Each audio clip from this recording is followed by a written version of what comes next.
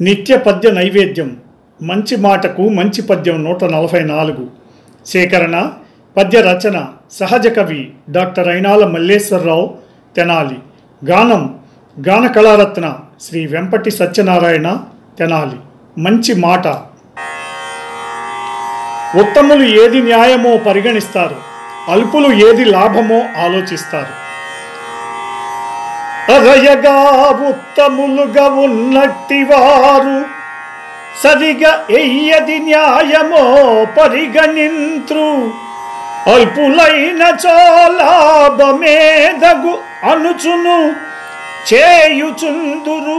యోచనం చేయుచుంద్రు